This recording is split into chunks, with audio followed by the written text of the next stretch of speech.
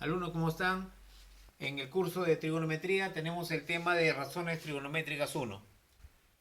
Razón trigonométrica seno. En efecto, en un triángulo rectángulo se puede establecer 6 razones trigonométricas entre las longitudes de sus lados. Una de estas razones se llama seno. Tenemos un triángulo rectángulo donde tenemos el nombre de los lados.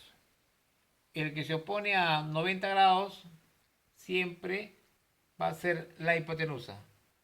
Aparte que es el lado más grande, ¿no? Más largo. El, el que se opone al ángulo alfa, el que se opone, que está opuesto a alfa, será el cateto opuesto.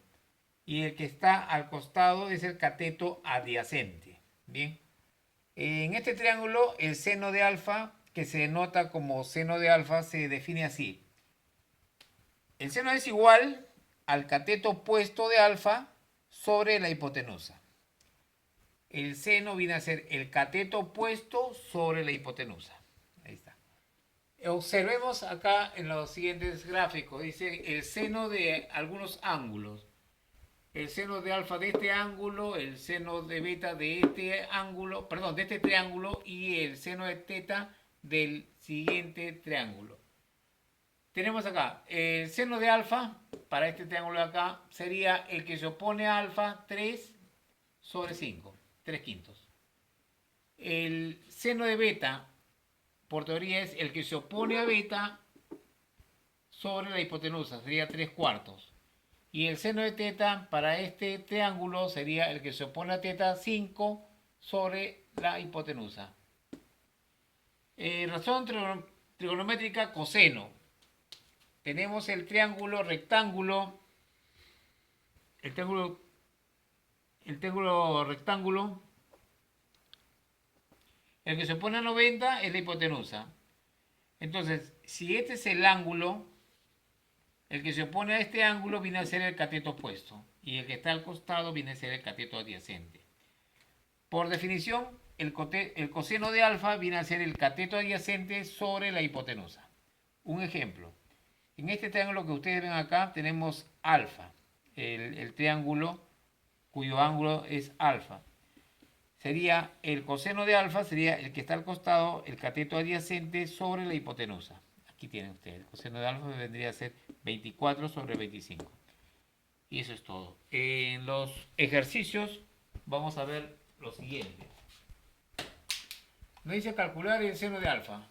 Calcular. Nosotros sabemos que el seno de alfa por definición sería el cateto opuesto sobre la hipotenusa.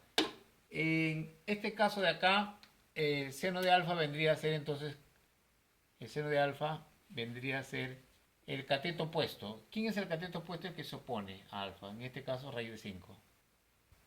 Raíz de 5. Sobre hipotenusa. La hipotenusa viene a ser 3, el que se opone a 90 grados, ¿ya?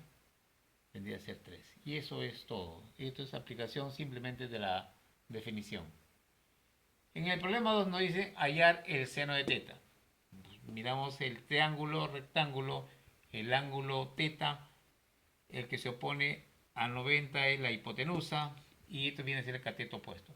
El seno de teta por definición sería, el seno de teta vendría a ser el cateto opuesto, en este caso 3, ¿sobre quién? Sobre la hipotenusa que viene a ser raíz de 13.